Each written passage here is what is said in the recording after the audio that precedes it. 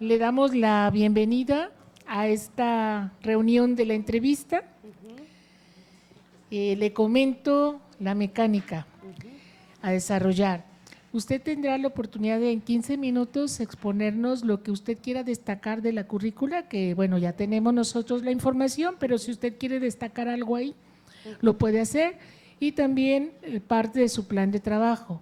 Si requiere de hacer alguna proyección, también estamos preparados para ello, y tendrá para esos 15 minutos el cronómetro que empezará a funcionar en cuanto usted empiece a hacer uso del micrófono.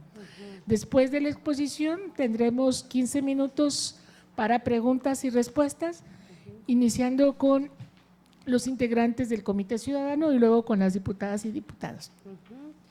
Sí traigo mi plan de trabajo, es una sola imagen, pero la traigo en el WhatsApp. No, me parece como usted considere, o sea, tiene toda la libertad de hacerlo como usted le acomode mejor. Para vincular. Es que siento que me voy a tardar en ver cómo resolver trasladarlo. No, como usted guste. Hay muchos que nomás no lo platican. Sí, ok. Bien. Estamos listos. Sí, comenzamos. Muchas gracias. Le pedí. Me da gusto. Sí. Me da gusto ver a todos. No esperaba ver la mesa tan llena. Entonces, bueno, si me pongo nerviosa y me disculpan. Su servidora, maestra Erika Romero, maestra en Derechos Humanos y Democracia, licenciada en Letras y Periodismo. Estudié en la Universidad de Colima Letras, la maestría la estudié en la Flaxo, que es la Facultad Latinoamericana de Ciencias Sociales. Tengo un diplomado de estudios de género, también por la Universidad de Colima, por ahí en el 2006. Y esos son así como los estudios más destacables. Tengo muchos cursitos, talleres, seminarios en materia de derechos humanos sobre temas diversos, entre ellos derechos de los niños, grupos en situación de vulnerabilidad, discriminación, protocolo de Estambul para el tema de tratamiento de tortura en cuestiones de las quejas de derechos humanos. Tengo por allí trabajo en equipo, solución no violenta de conflictos, ¿qué más? Gestión de grupos de trabajo. Y bueno, yo me he especializado como promotora en derechos humanos, soy formadora, soy educadora. Si bien mi licenciatura es en periodismo, en mi maestría la especialidad que cursé fue sobre análisis de política pública de educación. Entonces, básicamente, pues, mi corazoncito es de educadora. Y ya de mi CV, de mi parte extracurricular, o sea, eso es lo que les platiqué, es como lo que estudié académicamente, pero en lo extracurricular, desde el año 2002, inicié con una agrupación de derechos humanos.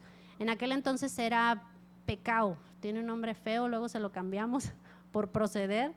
PECAO significaba Prevención y Canalización de Actividades Opresivas a los Derechos Humanos. Fue un club interno en el Bachillerato 2 de la Universidad de Colima. Por eso es que a lo mejor me pueden ver muy joven y decir 17 años de experiencia, pues ¿cómo, verdad? Pues empezó así. Inicié con un club interno, yo era en aquel entonces la secretaria del club, pero era quien se hacía cargo de, ahora sí que de redactar el plan, de redactar los proyectitos. Era un club muy concurrido porque en aquel entonces acreditábamos las 3 materias. Quien estudió en la Universidad de Colima pues sabrán que antes había que acreditar servicio social, culturales y deportivas.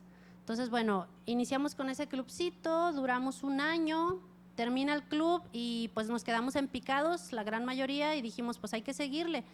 Y ahora entrando a la facultad dijimos pues hagamos un grupo multidisciplinario de promotores y defensores en derechos humanos. En mi caso pues mi trinchera era desde el periodismo, por allí hice periodismo de investigación con temas de tortura, feminicidio, algunos reportajes también sobre la distribución económica, hablé algunos reportajes sobre medio ambiente y entonces bueno, mi trinchera era periodismo.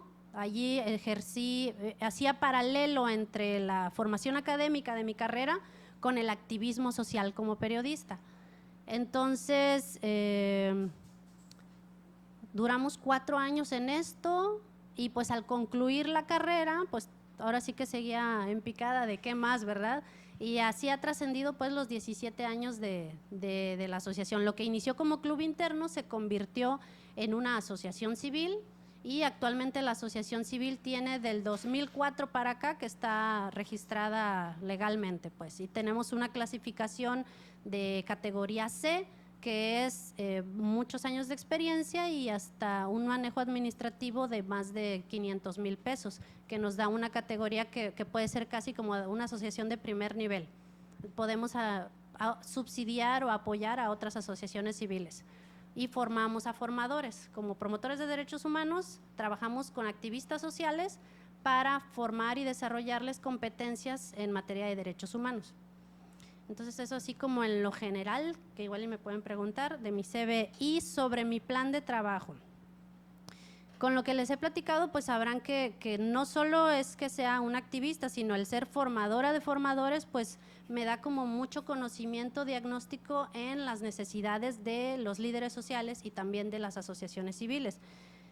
Tengo vínculo con diversas organizaciones. Gran parte de ellas atienden a grupos en situación vulnerable, adultos mayores, niños, jóvenes, mujeres que viven violencia. Estoy buscando mi plan de trabajo. Y administración. Entonces, bueno, parte de los ejes de mi trabajo, pues es del plan de trabajo es el plan. ¿Cuánto tiempo me queda? No, ¿cómo? 11 minutos. Ah, muy bien.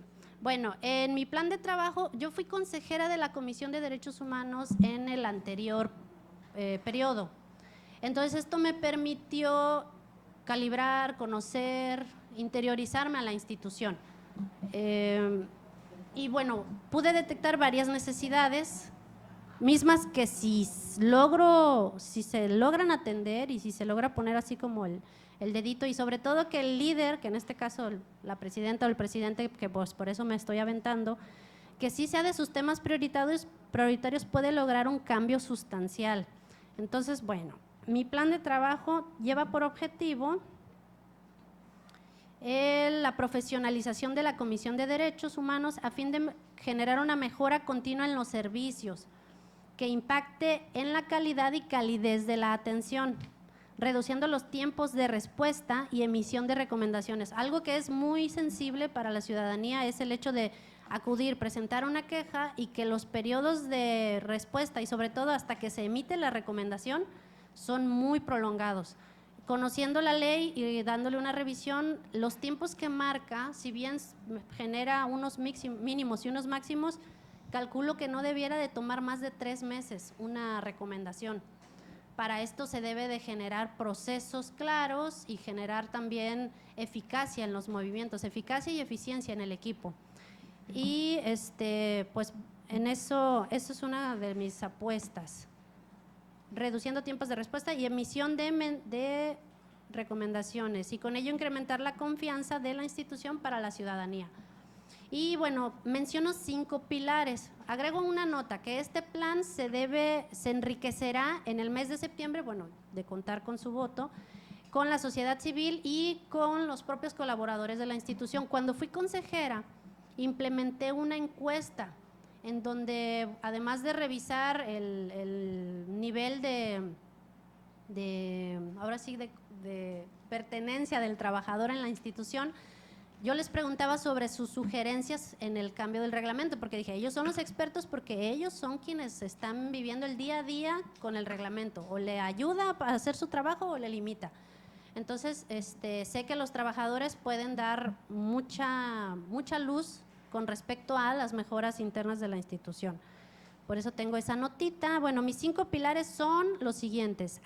La profesionalización, que es generar un sistema de funcionamiento institucional ágil, con calidad y, por supuesto, una mejora continua. No digo que va a ser instantáneo, pero sí tengo visualizados periodos de tiempo para hacer, bueno, al tener mi maestría soy metodológica, entonces busco la realización de un diagnóstico, una evaluación durante y al final, previo a los 4 años, pues una evaluación de última o de salida para revisar qué tanto logramos avanzar. Entonces, en eso trasciende el tema de la profesionalización y lo divido en 7 puntos. Otro de los pilares es la descentralización y la accesibilidad, que es que se reciban quejas en todos los municipios del estado. Ya tenemos unas buenas prácticas en Manzanillo y Tecomán, pero se puede llegar a los otros municipios. Sí es un asunto presupuestal, pero también es más un asunto de voluntad política, porque tal cual como se hizo en Manzanillo y Tecomán, en donde se pidió a los municipios brindaran un espacio físico y que se visitara una vez por semana el área de visitaduría, se puede hacer la misma réplica en lo que se puede la institución provisionar de instalaciones en estos municipios.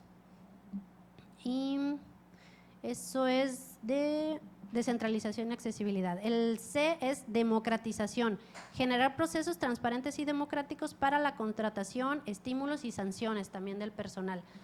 Porque bueno, si pretendemos profesionalizar la institución, pues por supuesto que el equipo debe estar estimulado y debemos de contar con el mejor equipo. Esto es que si hay personas que no están haciendo su trabajo al 100% como se está buscando con eficacia y eficiencia, pues bueno, que puedan desempeñarse en otras áreas o en otras instituciones donde tal vez puedan ser más productivos y quedarnos con el mejor equipo.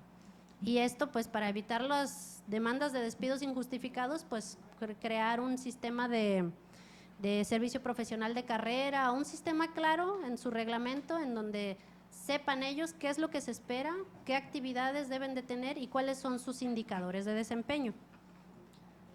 Y la participación social o ciudadanización, que es la incorporación de una agenda de trabajo en la que estén incluidas las organizaciones de la sociedad civil. Esto es desde la planeación previa, o sea, si en septiembre estuviese ya en la institución, es citarlos para comenzar a hacer un diagnóstico participativo e integrar un plan de trabajo anual en donde se estén incluyendo sus actividades y trabajar de manera coordinada.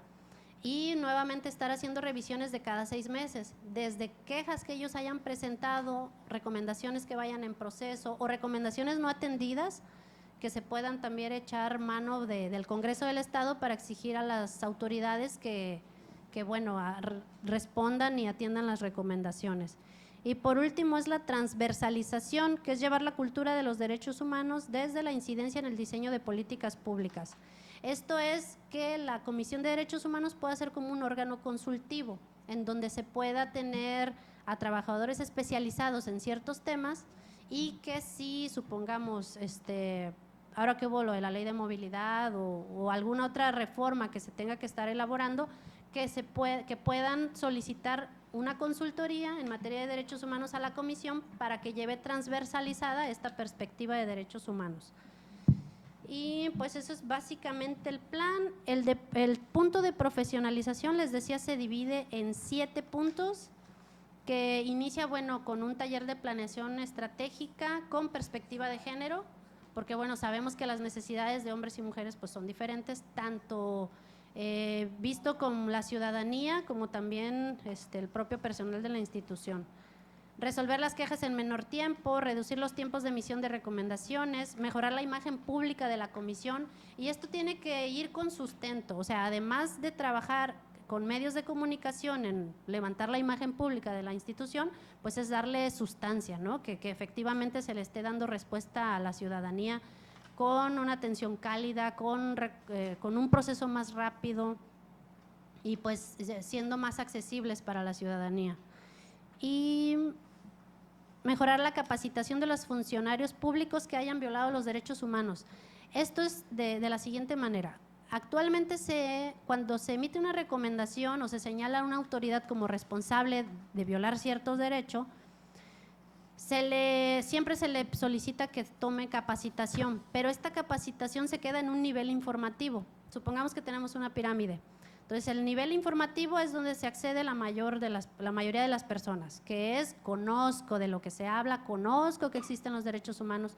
Hay un segundo nivel que es más de sensibilización, más de reflexión, perdón, donde dicen, ok, lo conozco, sé que necesitaría esto para poderlo implementar, pero no llega aún al tercer nivel, que es el que debemos de procurar.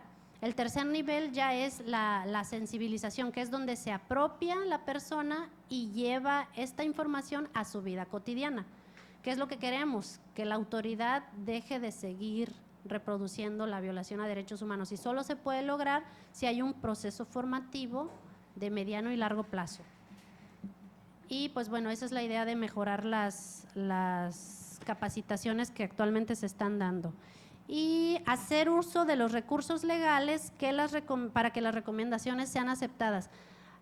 Actualmente no, en el periodo que yo estuve de consejera y en la actualidad no he visto que si una autoridad se niega en aceptar una recomendación, se le solicite al Congreso que llame a rendir cuentas a esta autoridad que no está atendiendo la recomendación, y ese es un recurso muy valioso, porque recordemos que la comisión, su único poder coercitivo pues es la opinión pública, no, sus recomendaciones no son vinculantes. Entonces la autoridad puede decir, la acepto pero no la ejecuto, o no la acepto, o simplemente no contesta, ¿no?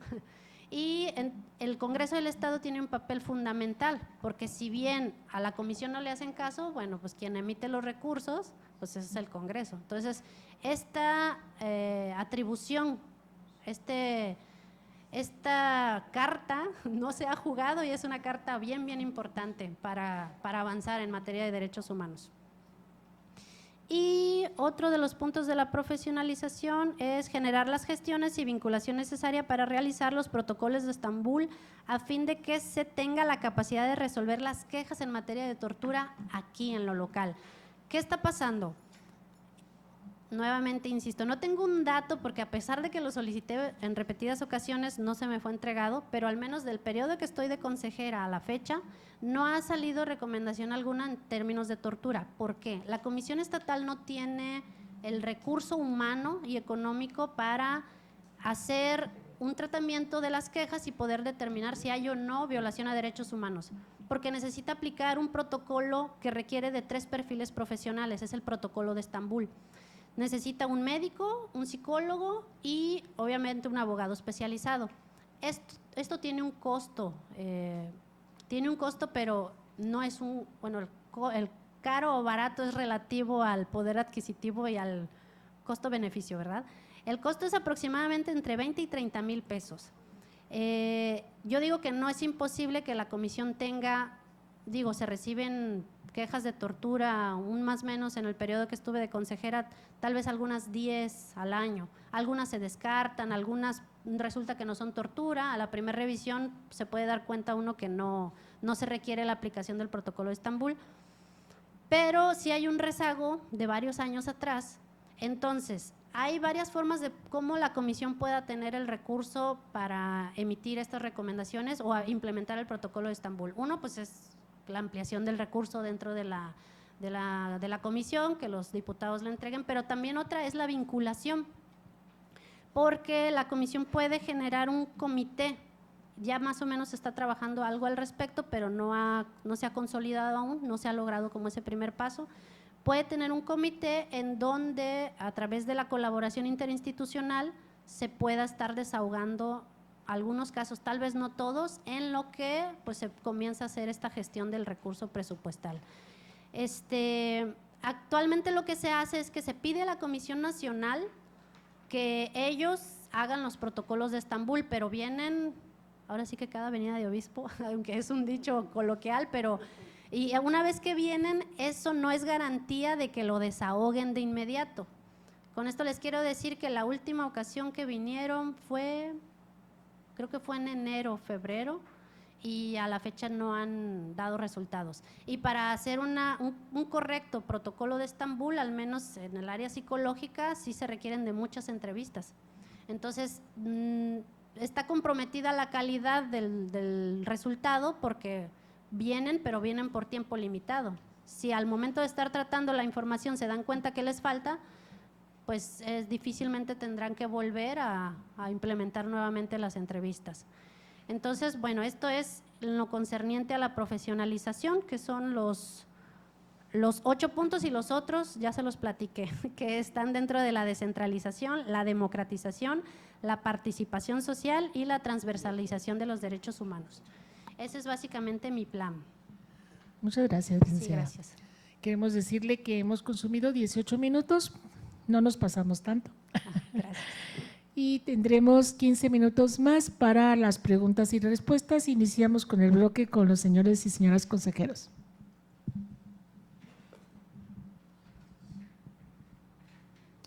Buenas tardes. Buenas tardes. De acuerdo a tu experiencia en la materia, ¿por qué consideras que se te debe de elegir como presidente de la comisión? Y otra pregunta de una vez, ¿y cuánto crees tú que debe ganar el presidente de la comisión? Ok. Esa última pregunta. Bueno, voy con la primera. ¿Por qué yo? Bueno, una de las principales razones es que yo he estado trabajando en materia de derechos humanos 17 años desde una trinchera ciudadana, que es muy padre porque tengo la libertad de hacer todo lo que no está prohibido.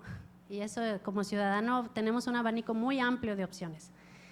Ahora, al trabajar desde esta otra trinchera como posible presidenta de la Comisión de Derechos Humanos, creo que le puedo dar un plus a la institución y creo que también puedo servir a la ciudadanía, porque puedo hacer como esa vinculación entre el actuar ciudadano, que si bien yo ya no voy a poder tener como todo ese abanico de opciones, porque ahora sí estaré limitada a solo lo que la ley me indica, pero el hecho de trabajar de manera estratégica con sociedad civil, creo que nos puede dar a un abanico muy, muy amplio de resultados, que es lo que más me interesa. Y nuevamente, ¿por qué yo? Les comentaba que soy metodológica, entonces tengo bien claro así el caminito. No me he puesto a redactar el plan como me gustaría hacerlo, porque insisto que quiero vincular a sociedad civil y quiero vincular a los colaboradores, pero tengo bien claro el caminito del paso 1, paso 2, paso 3, paso 4, y sé que en los términos en los que voy a estar evaluando, y mi compromiso no solo con la ciudadanía o conmigo mismo, con ustedes, es el poder llegar a los resultados. Hay indicadores de proceso que son importantes, pero los que más nos importan como ciudadanos son los indicadores de resultado. Entonces yo espero en 4 años poder generar indicadores, poder tener indicadores claros, demostrables de resultados que hayamos logrado en ese periodo de tiempo. Y otra razón del por qué yo, bueno, ventaja o desventaja, dependiendo cómo lo vean, pero bueno, la juventud me da mucha energía, muchas ganas de hacer las cosas, y creo que le puedo meter una dinámica a la institución muy positiva. Positiva en distintas razones. Primero, pues en el hecho de como soy activista, pues bueno, me gusta estar actuando y haciendo, y con una visión metodológica. Y la otra es que tengo un liderazgo participativo.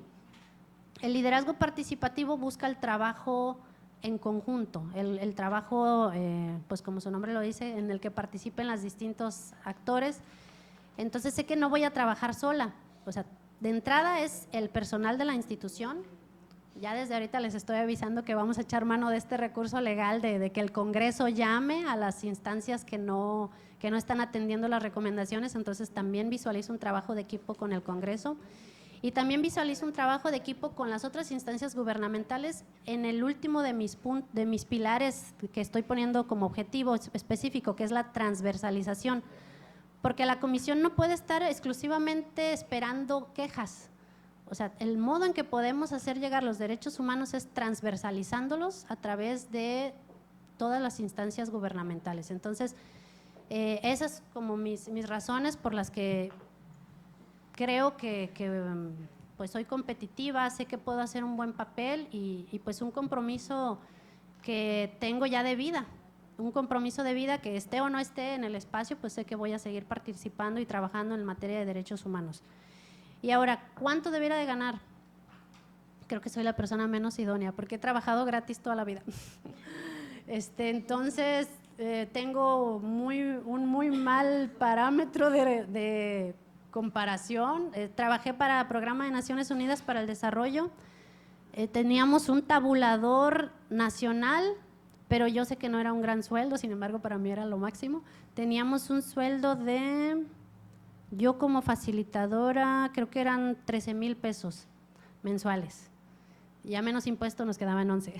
Entonces sé que no soy un buen parámetro, yo sé que cualquiera gana muchísimo más, creo que no soy la voz cantante en ese tema. Tal vez les digan mejores opiniones otras personas, pero sí, realmente yo he trabajado de gratis la mayoría del tiempo. Solo en el periodo que trabajé para Naciones Unidas fueron 4 años, pero eran contratitos de 3 meses, 6 meses a lo mucho, entonces nada seguro. De mi participación en derechos humanos no ha sido como una actividad productiva. Yo tengo mi otra fuente de ingresos, gracias a Dios mi esposo también me ayuda, me patrocina, pero no puedo darles un monto. Buenas tardes, maestra. Dentro de su currículum vimos mucha manejo de recursos que bajaron a través de las asociaciones en las que usted participa. Me gustaría saber en qué rubros específicos fueron ejercidos esos fondos. Rubros en cuanto al gasto, ¿se refiere a etiqueta de materiales, humanos? Sí, los más significativos, ¿no? El más significativo ha sido, pues ahí no tiene mucho que ver con nuestras preferencias, porque las convocatorias nos obligan a distribuir el recurso, ya nos dicen hasta tanto por ciento en materiales, hasta tanto por ciento en humanos. Entonces, por lo regular es un 50-50 entre humanos y materiales.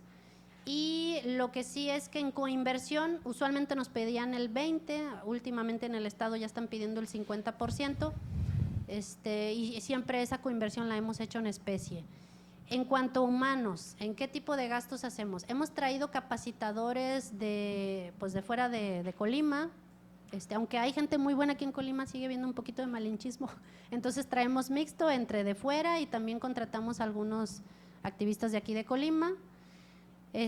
También combustible, eso sí mucho, porque como nos movemos pues en el estado, buscamos la manera de poder llegar a comunidades rurales y pues de hecho nuestros recursos, como siempre ubicamos el gastarlos o invertirlos, sí, más bien invertirlos en zonas que no sean usualmente atendidas, porque la mayoría de las acciones se concentran en Colima capital. Entonces, se puede decir que gastamos mucho en combustible porque nos vamos a las comunidades rurales, de tal modo que podamos llevar información, educación, instrucción, materiales a estas zonas que son principalmente desatendidas. Y por último, ¿existieron indicadores para medir la operación de esos programas? ¿Cuáles fueron? ¿Cuáles resultados obtuvieron después de aplicar cada uno de esos programas?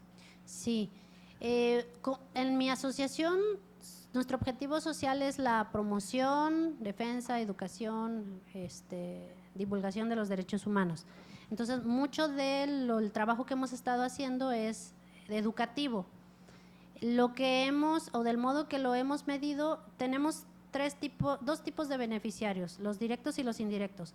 En los directos tenemos la gente que hemos formado, que ahí es un número reducido de personas.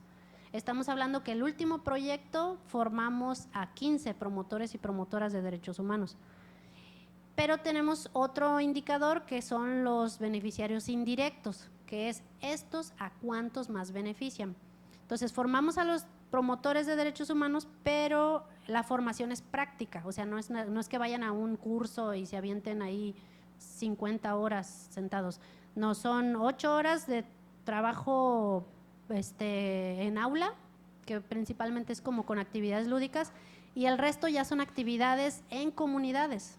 O sea, puede ser que lleven, ahorita tenemos una exposición de arte objeto sobre feminicidio, tenemos una radio, podcast, estamos cocinando una biblioteca virtual en derechos humanos y por último la profesionalización de asociaciones. Entonces, a los muchachos, a estos 15 promotores los vinculamos en estas acciones, de tal modo que se fogueen. O sea, básicamente es como formar activistas. Y entonces tenemos ese otro resultado en donde ya calculamos el impacto o a las otras personas a las que ellos están llegando. Sí, que más o menos se multiplica por 4, por 5, dependiendo de las acciones. Y es del modo en que lo medimos. Muchas gracias. Sí, de nada. Gracias. Buenas tardes. Buenas tardes.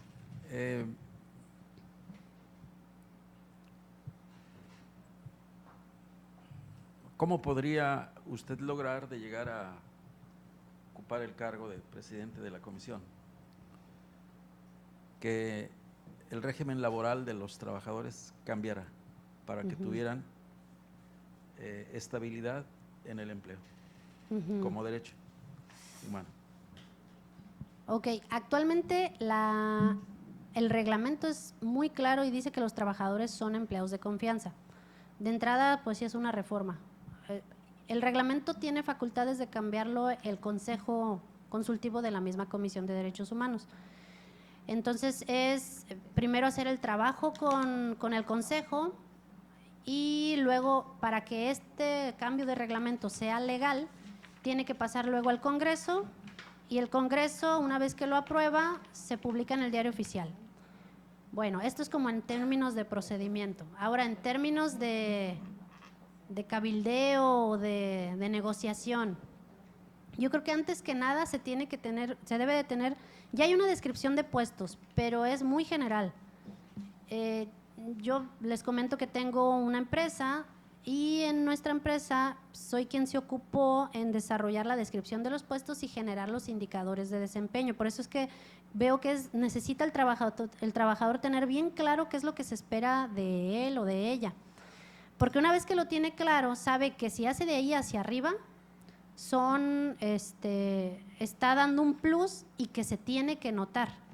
Y al notarlo, su patrón, su jefe inmediato o el presidente, presidenta, al notarlo, tiene que ir computándose. Entonces, aquellas personas que logren tener un mejor desempeño o que estén siempre dando un extra, porque incluso en la ley dice que los trabajadores, en el reglamento, que los trabajadores aunque deben de cumplir un horario, deben de estar disponibles a cualquier hora. Entonces, aquellos que están más dispuestos a acudir a las 12 de la noche, 3 de la mañana, a los separos, a buscar a las personas que han sido detenidas de manera arbitraria, pues bueno, que también se les vaya considerando. Entonces, una vez que tenemos bien claros los perfiles de los puestos, sus indicadores de desempeño y también bien claras las sanciones en las que pueden incurrir, podemos tener, yo insisto, los mejores trabajadores y aquellos que no cumplen, pero ahora sí con las reglas bien claras, no nada de que, perdiste mi confianza, ya te despido. No, con las reglas bien claras, ya se pueda decir, se retira, va y no pasaste el año, se puede tener como contratos anuales o revisiones anuales, y los que sí, pues adelante y que tengan, buscar esta estabilidad. Habría que analizarlo muy bien, si sí o si no prometer una estabilidad de por vida, porque sí necesitamos tener a los mejores colaboradores. Yo creo que teniendo las reglas bien claras, el trabajador que sabe que está haciendo un buen trabajo y que se le está reconociendo y reevaluando de manera periódica, puede saber que tiene una estabilidad laboral y no está a expensas de su patrón inmediato o del presidente o presidenta, de su estado de ánimo o de sus preferencias políticas. Entonces, teniendo las reglas bien claras, podemos tener un equilibrio entre la sustentabilidad de las operaciones de la institución y también sus derechos laborales del trabajador. Gracias. Buenas tardes. Erika, se ve que eres una mujer preparada, tienes experiencia en campo. No obstante, diremos, hay una pequeña laguna porque no tienes formación en leyes. ¿Sí? ¿Cuál es tu percepción sobre eso? ¿Cómo enfrentarías ese reto en caso de que fueses elegida como presidenta? Pues primero estudiar. Estudiar no me refiero a solo en el ámbito institucional, sino incluso previo a esta entrevista, pues me aventé la Constitución, la ley y el reglamento, porque aunque no sea abogada no significa que no sé leer, ¿verdad? Entonces, asumo ese compromiso de estudiar, pero también estoy consciente que las recomendaciones y toda la parte jurídica descansan visitaduría. Entonces, el visitador o visitadora es el responsable de aplicar jurídicamente todo lo que corresponda, y sí debe de pasar por presidencia, para dar el visto bueno. Entonces ya en esa parte de revisión es donde ya con un estudio o incluso podría tener alguna asesoría de algún experto, una experta, no tengo empacho en pedir ayuda, insisto con mi liderazgo participativo, pues pedir apoyo, hacer una revisión y de ese modo creo que se puede solventar la parte jurídica. Sin embargo, yo considero un plus, claro, ¿verdad? Considero un plus el no ser abogada porque pues miro las cosas diferente. Bueno, quien es abogado, usted es abogada, no voy a hablar mal, obviamente, pero sí tenemos una manera de pensar muy distinta y sé que podemos trabajar muy bien en equipo entre la parte de visitaduría, que es la parte jurídica, y la parte en donde yo, que al no ser abogada, puedo imprimirle un tinte diferente a las recomendaciones o al propio trabajo de la institución. Entonces, lejos de verlo como debilidad, creo que podemos hacer una muy buena mancuerna entre visitaduría y presidencia. Pues en ese mismo tenor, Erika, si bien es cierto, pues la experiencia que has tenido, pues 17 años es bastante, ¿no?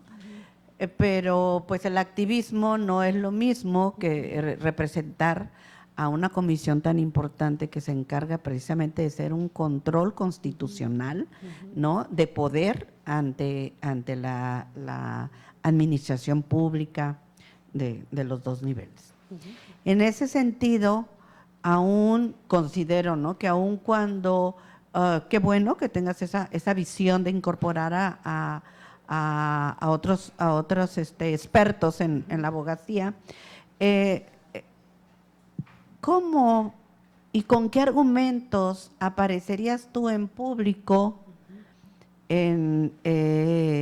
a fundar y motivar las determinaciones que se han hecho, ¿no? Me parece difícil en ese sentido porque tienes que ser muy precisa, ¿no? Un titular de la comisión que se encarga precisamente, que es su función principal, aunque bueno, ha habido comentarios que dicen que no es la función principal la de la comisión. Sí es, porque es el medio de control, dice la ley orgánica, que puede hacer actos de prevención y de atención y de observación, como dice la ley, de acuerdo.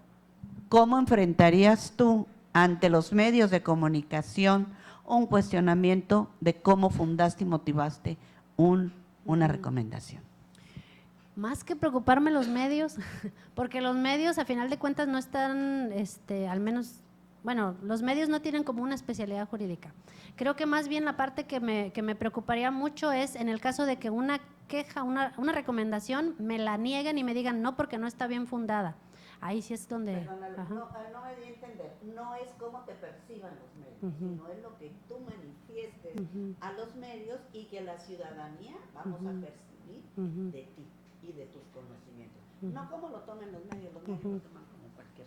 Ok, bien, pues primero es les comentaba, el prepararme, el estudiarla, el revisar y ahora sí como hacerla de abogado del diablo antes de que salga la recomendación o antes de aparecer públicamente a emitirla. Fungir como abogado del diablo, revisar todo lo que pudiera no ser o que se pudiera debatir o revirar.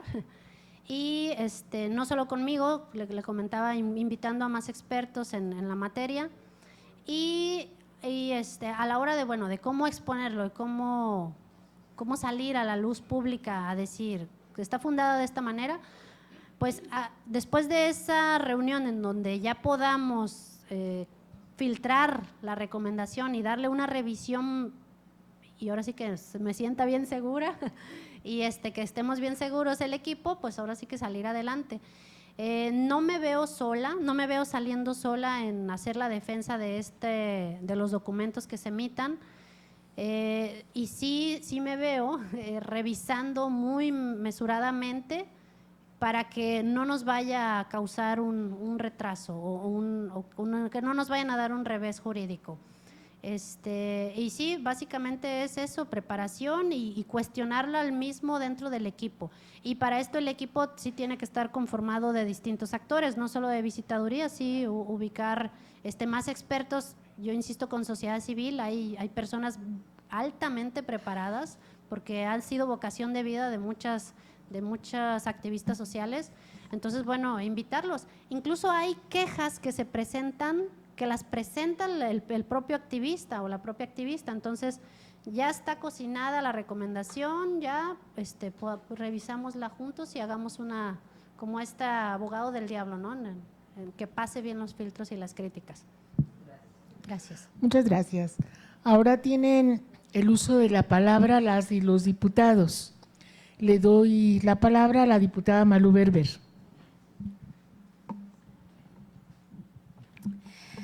Buenas tardes, Erika. Buenas tardes. Vemos que ya formas parte de la Comisión de Derechos Humanos y que tu trabajo, bueno, también tiene que ver con asociaciones civiles y el trabajo que se lleva a cabo en ellas. Las violencias contra las mujeres sabemos que son un delito que ocurre en todas las esferas de la vida pública. Teniendo presente que pues cada vez se acrecenta la violencia y que Colima pues no es la excepción. Los datos también que oficialmente se han dado a conocer pues revelan que se ha frenado este impulso en varios delitos, excepto el delito de la violencia intrafamiliar. Y lo decimos de esta manera porque tenemos alrededor de 6.500 casos de violencia intrafamiliar. Pero hay uno en particular que ha captado la atención no solamente de los medios estatales, sino de los medios nacionales, y que para la gran mayoría de la sociedad ha quedado impune, y que también pues pudiera parecer que normaliza la violencia, ¿no?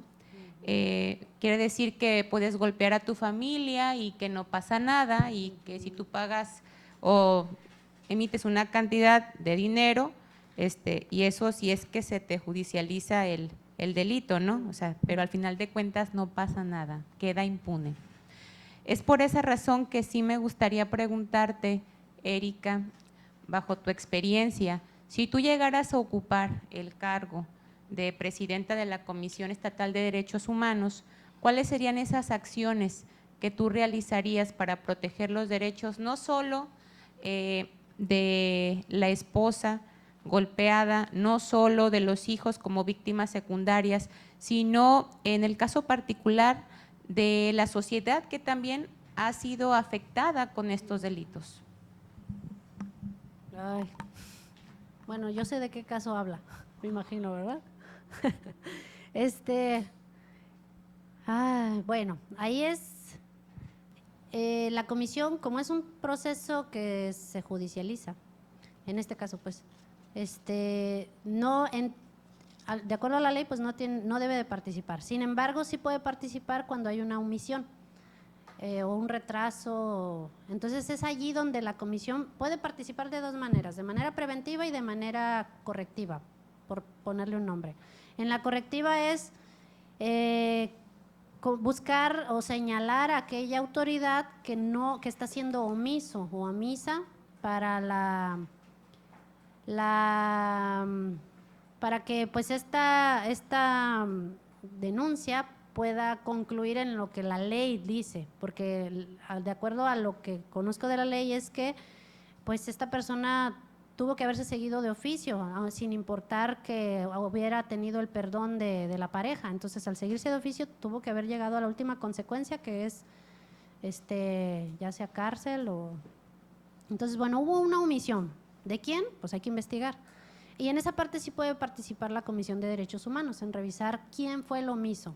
Eso es en manera correctiva. Y en manera preventiva, en asuntos familiares o personales, la comisión no tiene injerencia. Sin embargo, sí puede incidir en la institución gubernamental que sí le compete, que puede ser DIF, puede ser, bueno, de entrada DIF o Instituto de la Mujer, y entonces buscar trabajar de manera coordinada y al menos el Instituto de la Mujer sé que tiene un proceso bien claro con este asunto de la alerta de violencia de género, pues tienen sus indicadores, tienen todo como un andamiaje bien esbozado. Pero en la parte de DIF no tanto. Entonces creo que sí hay mucho que se puede trabajar en el ámbito preventivo desde el sistema integral de la familia, desde el ámbito educativo, trabajar con familias que estén en situación de riesgo. Ya a nivel nacional se tienen ubicados los focos de violencia, o sea, Armería, como anécdota. Cuando dejamos de ser club interno y nos constituimos en asociación fue porque a nivel nacional el Instituto Nacional de las Mujeres emitió fondos, pero etiquetados a solo zonas de riesgo. Armería era el único municipio del estado de Colima que estaba etiquetado. Entonces tuvimos que trabajar un proyecto de 2 años en Armería. Entonces ya se sabe dónde hay que trabajar, está georreferenciado, o sea, tenemos las zonas geográficas claramente identificadas. Tenemos una descripción del perfil de las familias que pueden estar en situación de riesgo. Entonces, si ya está, pues hacer proyectos que sí lleven estos indicadores que les comentaba, indicadores de proceso, indicadores de resultado y pues planeados a mediano y largo plazo. Como comentaba, en el Instituto de la Mujer yo veo que hay un trabajo los engranes funcionan, caminan, está a nivel estatal y vinculado con distintas instancias. Pero en el DIF, yo trabajé en el DIF estatal fue antes de mi maestría, como en el 2008, 2009, y ahí hay mucho que trabajar. Sí, hay muchas cosas que se pueden hacer ahí. Muchas gracias. Tiene la palabra la diputada Rosalba Farías. Erika, usted señala que es presidenta de una asociación civil con categoría C. No soy presidenta. Actualmente soy coordinadora de programas. Fui presidenta entre el 2007 y 2009. Ok, pero pertenece y Sí. tiene incidencia. Más o menos ya contestó hace rato la pregunta, nada más quiero que me la aclare. El 50% entonces de esos recursos públicos destinados a esta asociación son para pagar sueldos y pagar prestaciones a quienes trabajan en ella, y el otro 50 es para recurso humano, decía, de educar, de promover y preservar prevenir la violación a los derechos humanos. Entonces, y que se enfocan más en comunidades rurales. ¿Y cuál ha sido el criterio para seleccionar esas comunidades rurales y cómo han medido el logro de los objetivos? Ok, como trabajamos formando promotores de derechos humanos, bueno, precisar nada más, es un 50% del recurso en materiales y 50% de recurso humano. En la asociación no tenemos una nómina. ¿Cómo se gasta ese recurso humano? Son recibos de honorarios asimilados, lo que implica que la organización no tiene un compromiso de, por ejemplo, nómina, seguro social y demás, o sea, es una relación temporal de trabajo. Y su fuente de las personas que reciben el pago, al momento de firmar el recibo de honorarios asimilados, pues estamos declarando, porque yo también he cobrado en ocasiones, que no es nuestra principal fuente de ingreso, solo es temporal. Y bueno, ¿cómo medimos el impacto? En el caso de Armería, en el 2002, 2003 y 2004, perdón, que empezamos, allí desde esa ocasión hasta la fecha, como trabajamos formando promotores en derechos humanos, lo que hicimos en el primer año fue un proyecto de divulgación en todas las secundarias y detectamos perfiles de jóvenes líderes. Cuando detectamos esos perfiles de jóvenes líderes, al momento de ingresar al bachillerato los captamos y entonces comenzamos a trabajar con ellos de manera ya bien focalizada. Y con esto les quiero decir que formamos en aquella ocasión a 20 chavos como promotores y promotoras de derechos humanos. Y son chavos que les cambia su perspectiva de vida, son chavos que se convierten en activistas sociales. Se insertan o no dentro de la asociación, pueden hacerlo desde su área, ya sea que creen una asociación aparte, que hemos tenido casos de chavos que forman su propia asociación civil, o que se acercan o se vinculan con una institución de gobierno o con otras organizaciones no gubernamentales o en sus propias empresas, cuando crean empresas, y ponen este matiz de promotor o de defensor de derechos humanos. Y eso fue en el 2002 y a la fecha hemos procurado seguir esa misma línea porque hemos visto que es del modo, o sea, no basta con hacer actividades y actividades y actividades, si no le estamos cambiando la vida a nadie. Entonces, desde esa ocasión en adelante vimos que era necesario focalizarnos en un grupo reducido para llegar a esta pirámide que les hablaba en la educación. Sí podemos hacer actividades de divulgación, sí hacer actividades de reflexión, pero a lo que le apostamos es la punta de la pirámide. Son los 10, 15, 20 chavos que estemos formando en un año y sabemos que a ellos sí les estamos cambiando la vida. Entonces es del modo en que lo medimos, un antes y un después de tomar, de vincularse con la asociación. Diputado Farías, ¿hará usted alguna pregunta? No. Bueno, entonces en ese caso su servidora se va a tomar la libertad de hacer una. Maestra Erika, el tema de la imparcialidad y la objetividad en el desempeño del titular de la Comisión de Derechos Humanos se nos hace un atributo muy importante. ¿De qué, cómo usted puede definir el actuar imparcial y objetivo de la comisión en ese sentido? ¿Cómo definir el actuar imparcial y objetivo?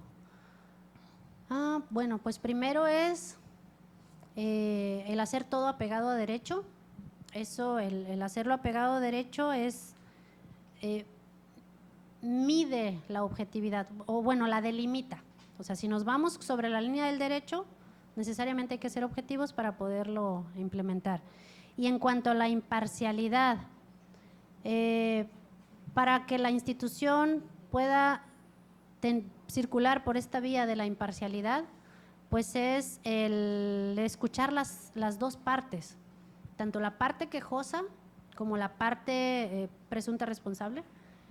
Escuchar ambas partes, darles una igualdad de condición en cuanto a este derecho de audiencia y también a la demostración, ya sea de la parte del quejoso que diga, por estas razones y estas evidencias sé que esta autoridad me violentó mis derechos humanos, y también la autoridad que pueda presentar sus evidencias. O sea, si les tratamos en igualdad de circunstancias y damos igualdad de oportunidad a ambas, creo que se puede transitar por esta línea de la imparcialidad. Ok, muchas gracias. Si ya no hay preguntas, para finalizar solamente leeríamos 2 preguntas de esas que están ahí en la tómbola, que si usted elige 2 y nos los pasa para podérselas formular desde acá, serían, con eso concluiríamos su participación. Ok. Muchas gracias. Se las leo. Son preguntas muy sencillas y le vamos a dar opciones de respuesta. Ok.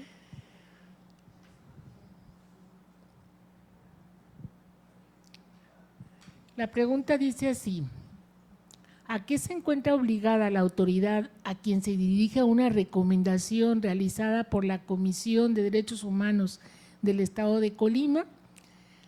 ¿A qué se encuentra obligada una autoridad? A, acatar la recomendación. B, a responder la recomendación. C, hacer pública la recomendación. Y D, a observar los puntos que refieran a acciones de prevención sobre violaciones de derechos humanos. Sería responder. Primero que nada debe de precisamente por la anterior pregunta que me hacían, primero que nada es dar una respuesta, si la acepta, no la acepta, si la acepta con reservas, y bueno, ya. Ok, muchas gracias.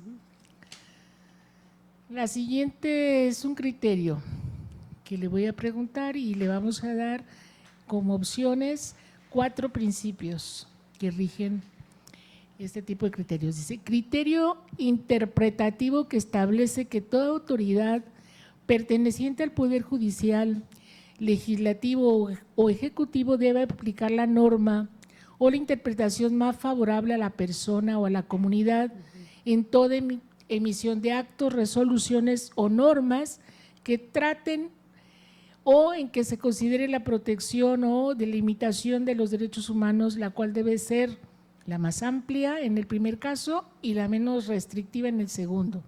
¿A qué principios nos referimos? Le doy opciones. Principios de progresividad, principios de interpretación expansiva, principios de interpretación relativa a la protección práctica y efectiva y principio pro homine. No, persona. Sería al principio, al B, el principio de interpretación relativa, creo que dijo. Expansiva, dice ahí. Expansiva, ajá. Ok, muchas gracias. Pues con esto concluimos la entrevista. Le comento que hoy más tarde terminaremos con la etapa de las entrevistas y en ese momento vamos a proceder a publicar, a hacer públicas todas las entrevistas para cumplir con el principio pues de máxima publicidad y que los colimenses interesados en conocerles a todos ustedes pues vean cómo se desenvolvieron en esta parte de las entrevistas y pues seguiremos en contacto con ustedes a través de sus propios correos electrónicos y sus números telefónicos. Le agradecemos, muchas gracias. No, gracias a ustedes, muchas gracias, con permiso.